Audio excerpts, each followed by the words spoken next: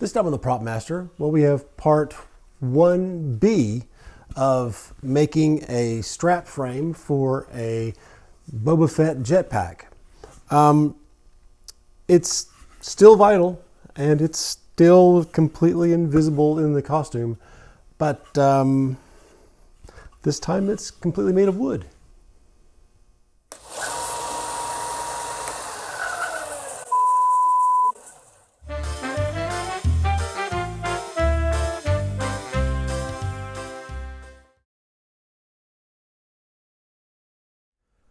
For the second version of the scuba tank rack, you're going to need a 1/4 inch thick piece of plywood.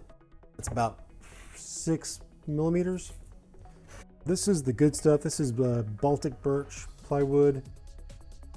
I mean, it's got like 3 main layers and then 2 thinner outer layers. So that's 5 full layers, or 5 ply on this 1/4 inch piece of plywood, which is pretty good. You definitely want to use plywood because just for the strength. If you tried to make this out of MDF, there's always a chance that it's going to snap at some point, whereas this plywood's going to be much stronger.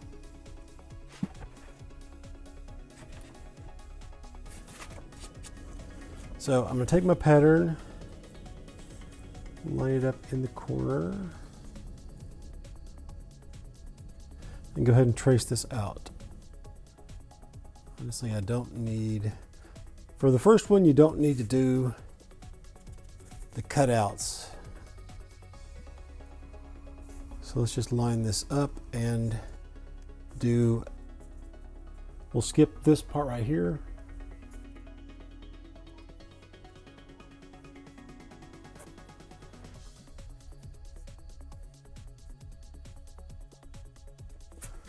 Okay. So next we want to just flip this over here. This time I do want to use the cutouts.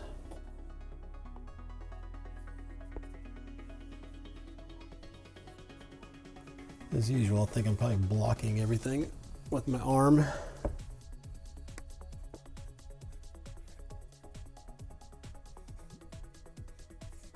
Now this cutout, you don't have to do this part right here, but do the inside of the curve. It kind of goes with this. I didn't need to do this line right here. Can you see any of that? Yes, okay. Now I just want to connect these lines with these little marks down here.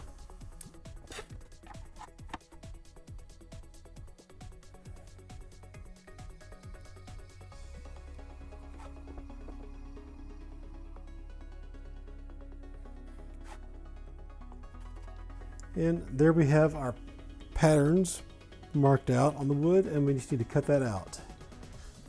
You can use a reciprocating saw, a skill saw, whatever you've got. I'm going to use the bandsaw, and so let's go ahead and cut these out.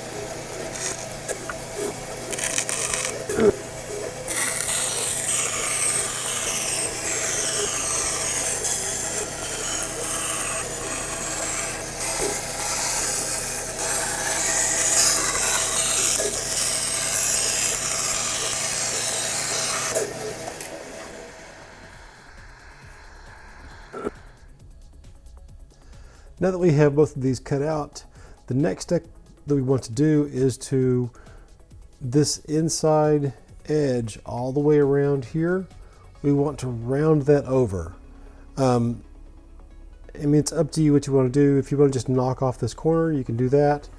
I'm going to fairly aggressively round this edge over all the way around. Now this is plywood, so probably not the best choice to use your rasp on this because you might tear some big chunks out of it. I think you definitely want to go with a file on this or sanding sticks. And yes, this is just the kind of thing that you can get at the beauty supply store. In fact, you can buy a whole bunch of them at the beauty supply store. It's just a lot easier than trying to make them with paint stirrers. And you know the drill.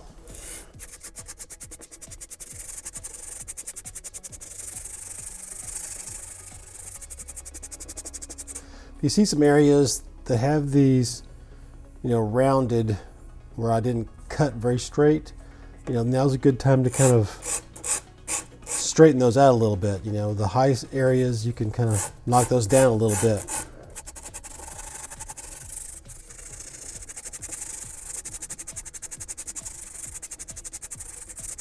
They're making pretty good progress. In fact, you could stop right there on just that rounded over area. But like I said, I'm going to try to round this off quite a bit. And I'll tell you what works really well on this is sort of my electric sanding stick, which is going to make quick work of this. This will, however, make a lot more dust more quickly and get it into the air. So I'm going to put on my dust mask.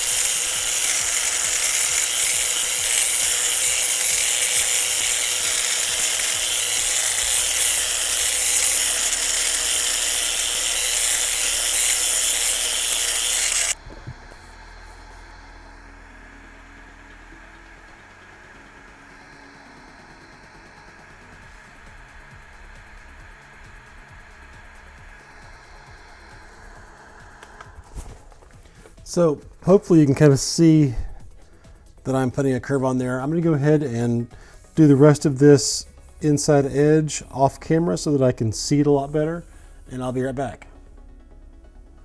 Now that I have this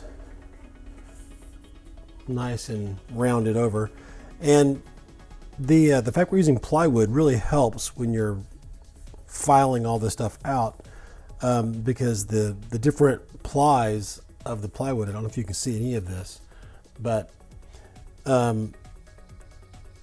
it helps you see what the angle is. If you've got one of the ply which is darker, runs along in a certain width, and then all of a sudden it gets much thicker or is a lot thinner, then you need to either sand that area more or sand the other areas more, depending on what it is. It really helps you get the curve or the bevel, similar all the way around. So this is nicely rounded all the way around. So now we can do the next thing, which is just to glue this onto here.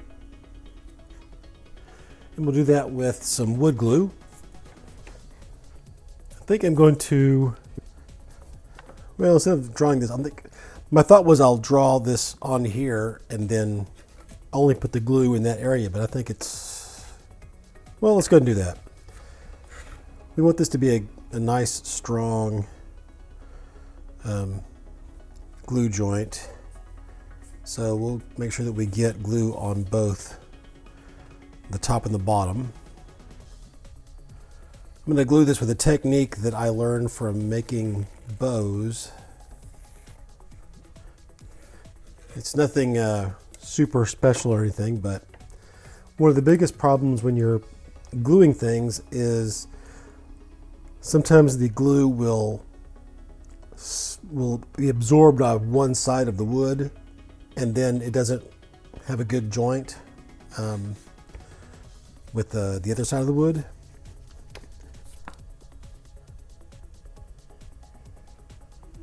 You don't want to use a lot of glue.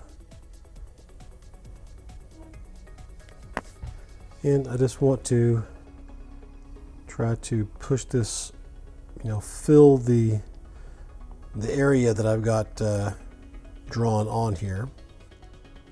Try not to get it on the rest of the wood because this will affect the way the paint takes to the wood.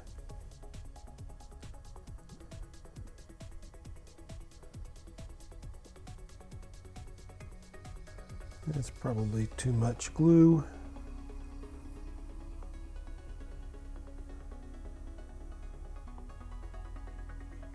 I'm probably going to seal this wood completely before I paint it, so it's probably going to be fine.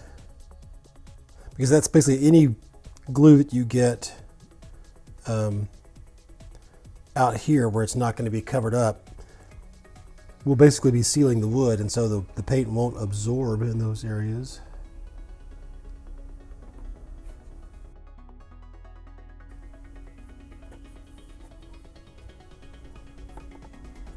So I've gotten too much glue on this piece and not quite enough on this one.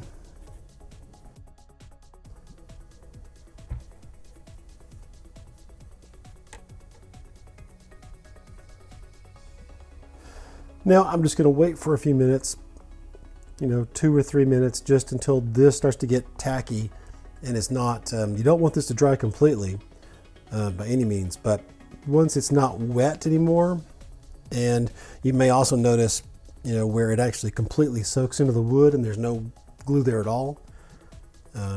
So keep an eye open for that as well. So once this gets sticky, I'll be right back. Okay, it's getting there. It's starting to get sticky, but there are some other areas that are still wet. There are also some areas where I can feel that the glue has completely soaked into the wood and there's nothing there anymore really. So I'm just gonna spread this glue out a little better, pushing some of the areas that have still liquid glue over to the areas where there's like no glue at all.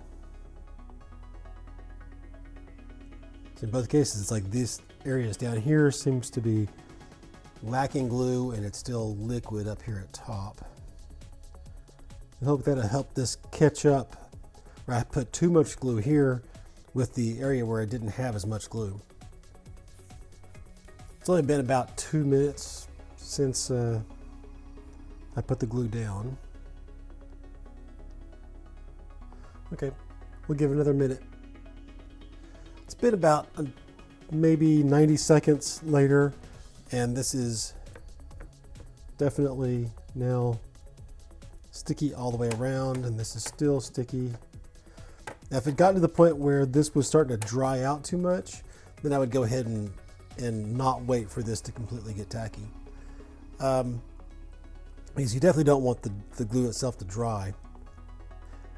And so we're ready to go ahead and do this. Now I want to apply a very small amount to just one side. Probably should have done the other side, to be honest, because it was the one that was drier.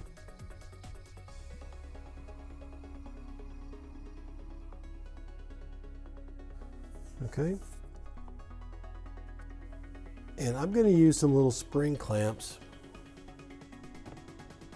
to make sure everything's lined up just right. I'm going to put the spring clamps on the end.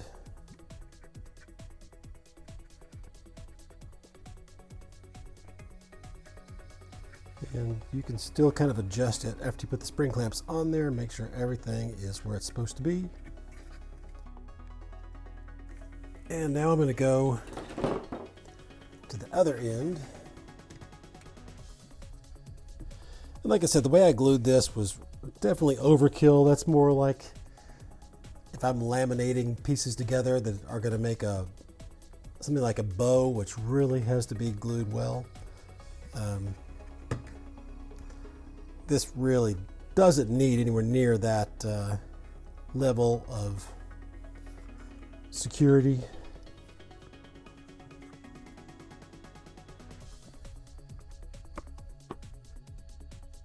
Feels like the whole thing is sliding toward the top. Let's pull this back down. You can sprinkle this with a little bit of salt, and that will help it from moving, or help stop it from moving. But I don't usually find it's really that necessary.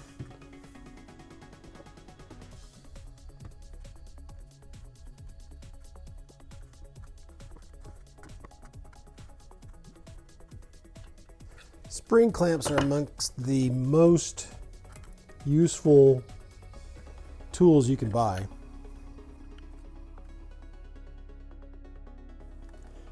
And they're not particularly expensive, so it's good to have quite a few of them.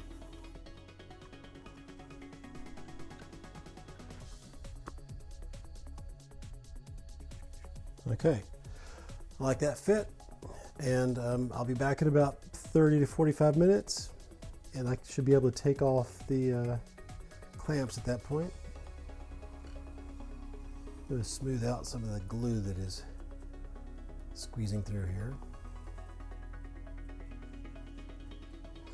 Also, just a reminder that this does not show in the costume at all. It's all underneath the flak vest.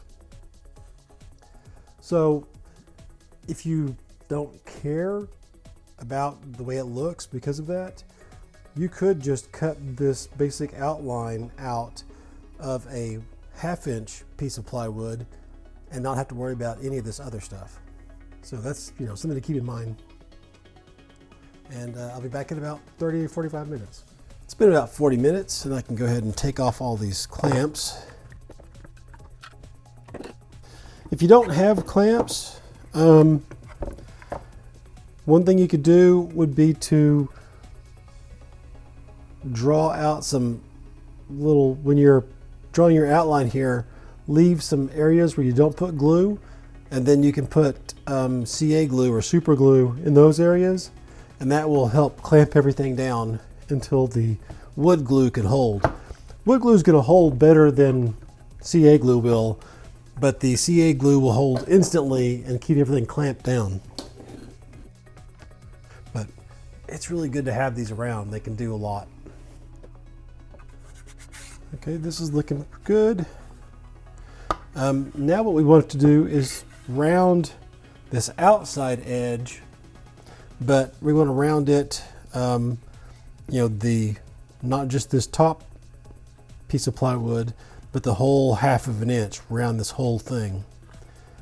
But before we can do that, you really need to let wood glue cure for 24 hours. This is very well attached now, but if you're going to put a lot of strain on it, like with filing and stuff, you should give it some time to completely cure. So I'm going to go ahead and let this at least stay overnight, and then tomorrow morning we can go ahead and sand this stuff off.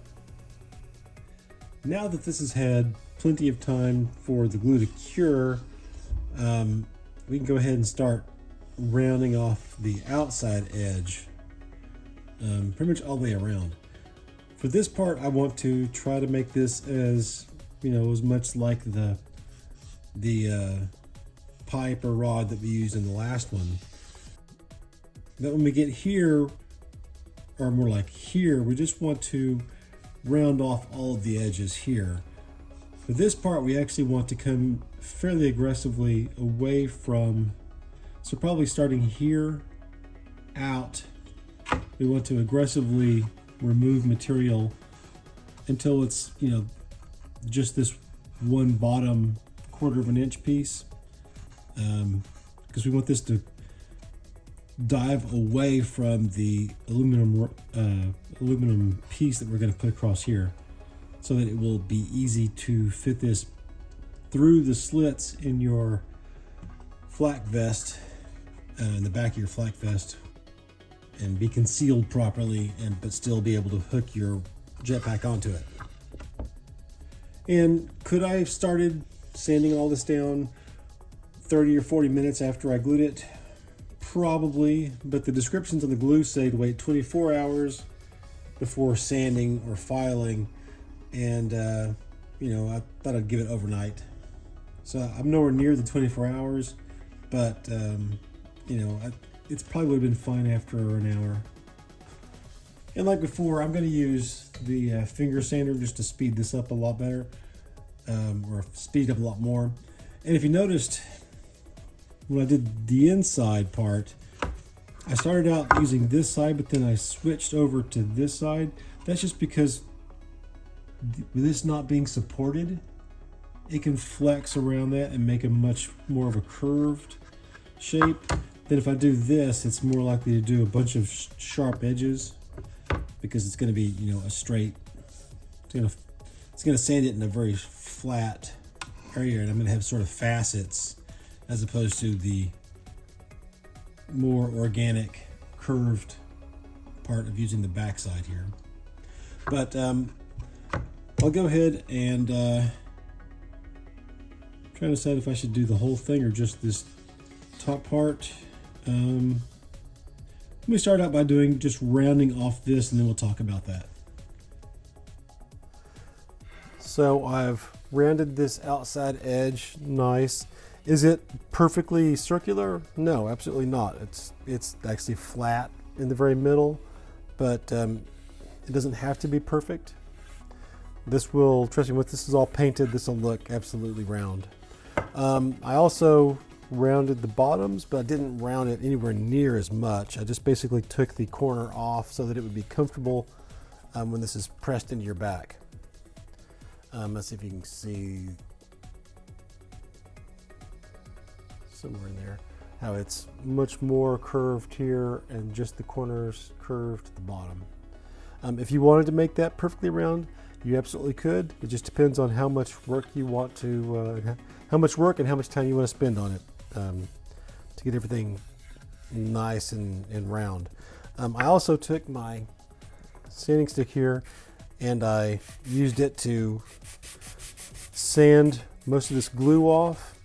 In the curvy areas, just use the tip to get in there and get as much of that glue off as possible. I didn't really show you that because honestly, what we should have done is once I glued this on and put the clamps around there, I should have taken a damp rag and wiped all of that glue off the outside. I just forgot to do that. That's a much better way to take care of that. Now I've got this part to deal with. For this corner and the bottom and here, I just want to round that off so that it's not a sharp edge. But for this part right here, like I said earlier, I want to fairly aggressively take about sort of from the halfway point here all the way maybe even into part of this bottom quarter piece of plywood. I want to leave plenty of strength there, but I want to make this drop away significantly from where the rod's going to be. And once again, it's just really hard to do holding it out away from me so that it can show up on camera. So I'm going to do this and I'll be right back. Okay, I kind of screwed up. I decided to do this curve right here on the belt sander because it would just be a lot easier and faster, and it was. But I wasn't really paying attention to what I was doing that well, and instead of going, only to the bottom quarter of an inch piece of plywood, I actually completely rounded it off to the bottom edge. That's fine, it's gonna work absolutely fine. I will need to take this sharp edge off of the bottom here. So that's probably gonna make this whole thing a little bit shorter, but that's not gonna affect how this works, and I think it's gonna look fine as well. So I'm gonna go ahead and Take off that sharp edge. Everything else looks pretty good. You know, just barely, just took the sharp edge off of here. It's still flat on the bottom. Took the sharp edge off this back side here as well. So that wasn't too bad. I didn't lose too much of this end here. I just rounded it off a little bit. I feel like I haven't shown you enough of this whole process just because it's hard to show with the, and do a good job at the same time. But I've just got a little tiny rat tail file here. It's just a little round file. And that's what I use to kind of get into these corners. Show you on the side that it's a little bit better condition.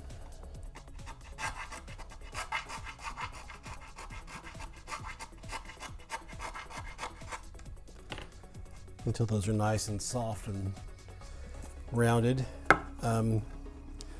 Honestly, this works just fine for something as small as this.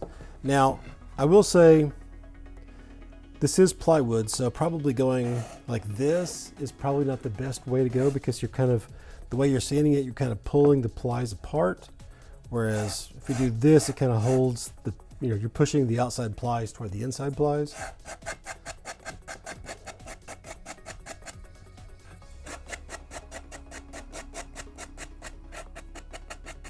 I'm just feeling for if you feel a sharp edge, like a corner, and then go in there and see if you can take it off. Sometimes while you're rounding off one area, you're going to make another area a little bit sharper, so just go hit that area real quick.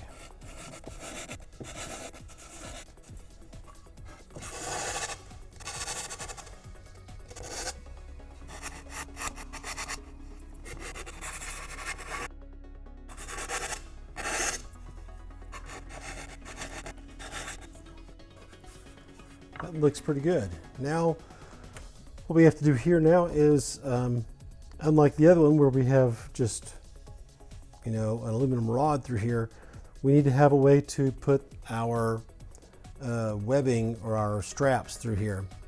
So I'm going to measure out, basically in this corner and in this corner, I'm going to measure out the width of our webbing.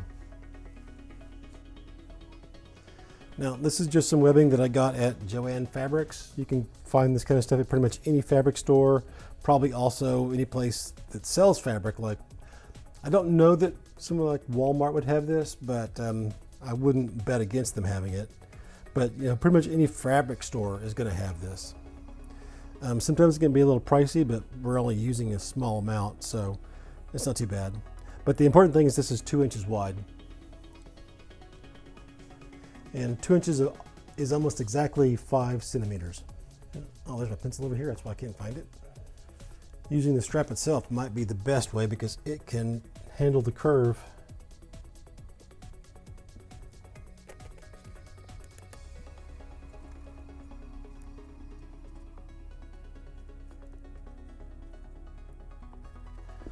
Now, at this point, there's no reason why I can't make this just a straight line that would probably work better with the webbing, or I can go ahead and make it follow this curve.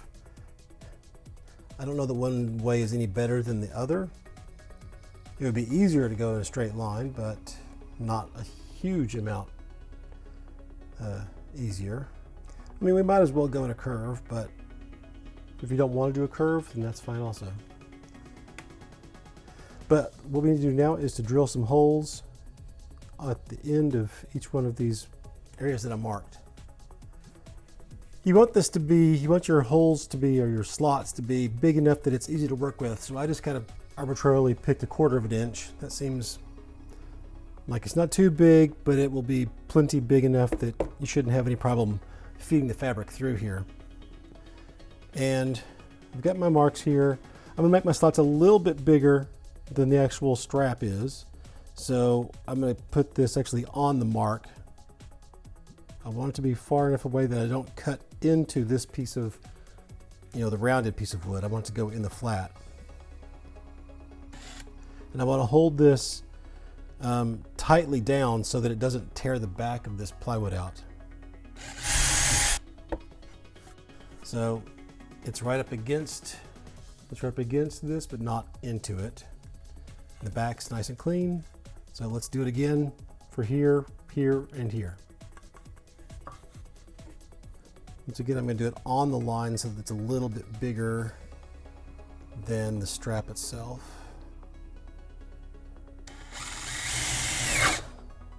Didn't hold it down tight enough. Luckily, it didn't tear out too bad. And if it had, it really doesn't matter that much. This is going to be, you know, not visible. But either way, that's not ideal.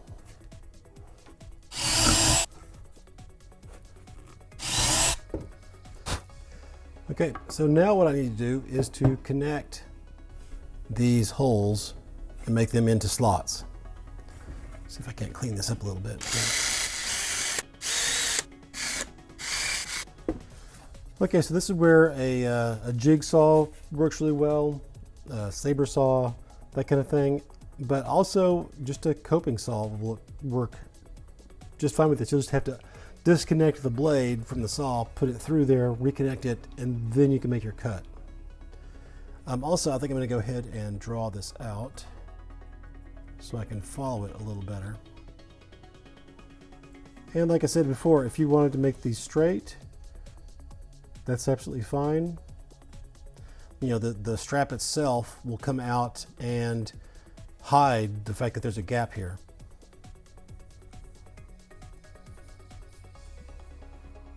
Let me get a coping saw real quick. Okay, so this is a coping saw, and I just want to take the blade out, put it through the hole.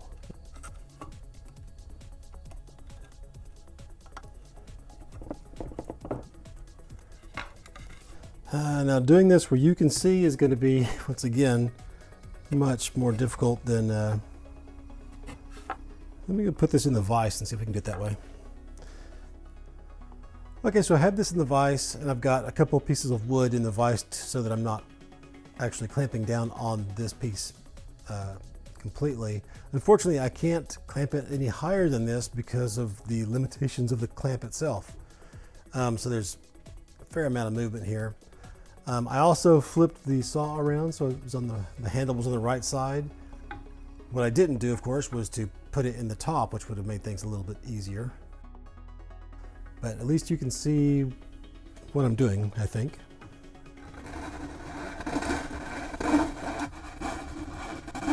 Kind of getting off the line, I need to do a little better job.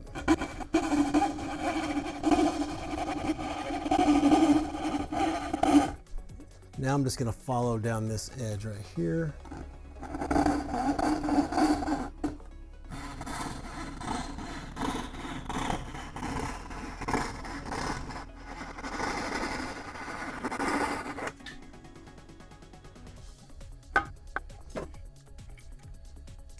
I'm going to see if there's a better way that I can clamp this down. Okay, it's a little better way of holding it, even if it's not any better for you being able to see it.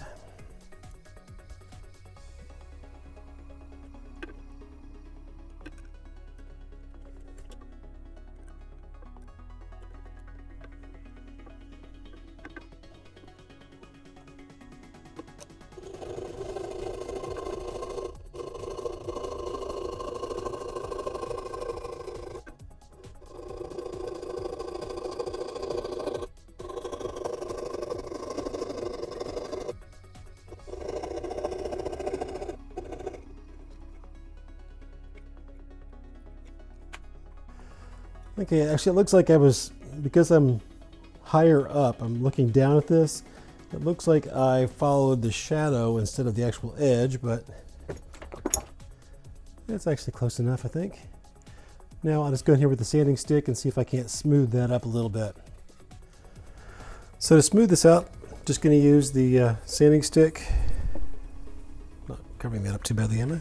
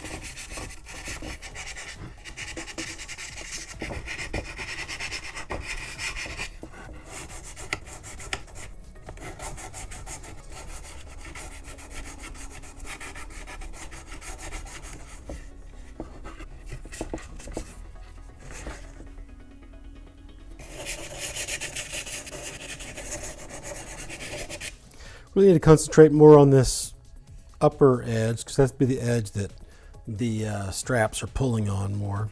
But I don't want there to be any sharp edges anywhere. Now I've got to deal with the circles, you know, the ends. And for that, I've just got this little round rat tail file. If you don't have anything like this, you can just take a small dowel and wrap some sandpaper around it. Or you can go buy these for, you know, less than $10.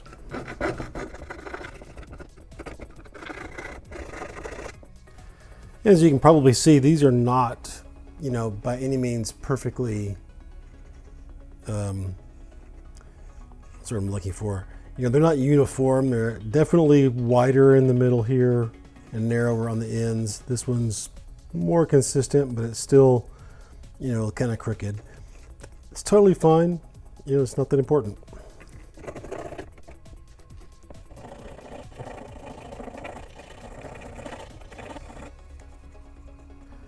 This still has a little bit of a lip between where this curves down and the hole there, so I'm going to try to smooth that out.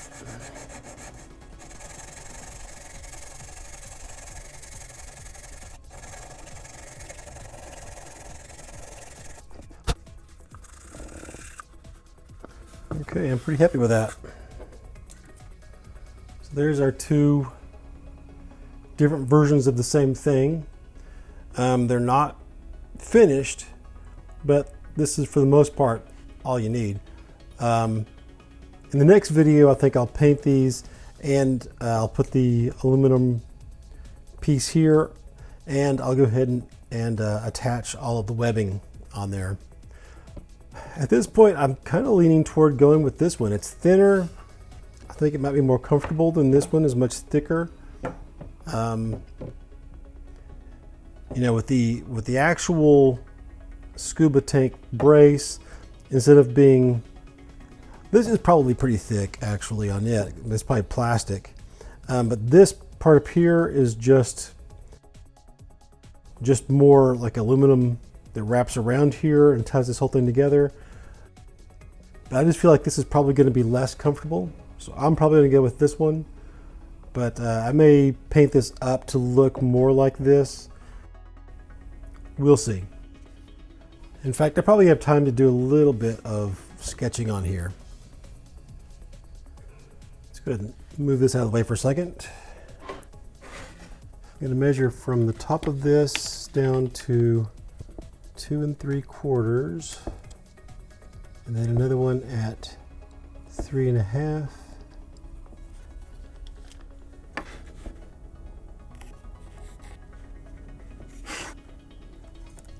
This doesn't have to be perfect by any means.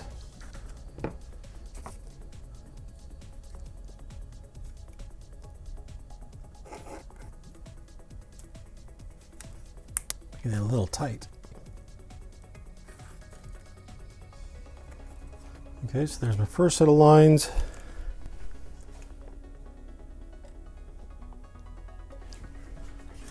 And from the bottom, I'm going to go up 3 3/4, and then 5 1/2. By the way, that if you're using metric, that's going to be 9 1/2 centimeters and 14 centimeters. And this top measurement is 6 1/2 centimeters and roughly 8 centimeters.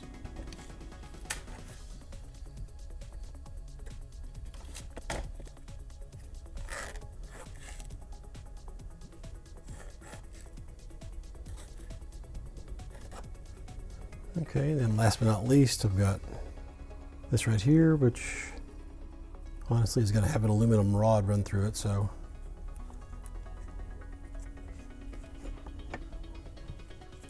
now I want it to be actually fairly tight.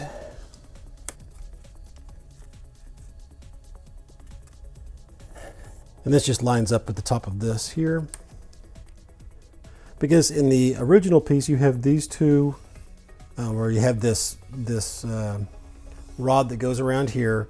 Then you have a base that's on the outside and then thinner here in the middle. And then you've got some aluminum strapping that kind of wraps around here, and then the back goes across here and here. That keeps it from spreading apart. And when I paint this, I'll be able to use those to paint this differently. Basically, I'll paint all of this silver and then this black. But we'll do that in the next video. So let's go back to here. Here are our two versions. And like I said, in the next video, we'll paint these and go ahead and put the aluminum strap across here, or bar across here, and we'll do all of the webbing that attaches here and on here. So that's that. Hey, if you liked this video or found it helpful, go ahead and give it a thumbs up, and of course subscribe so you can catch all the rest of the videos. Or you could even click that little bell so you'll know as soon as the next videos are posted. As always, if you have any questions or comments, just post them below and I'll do my very best to answer them. So it really is your likes and comments that keep me motivated to keep this channel going. Until next time, thanks.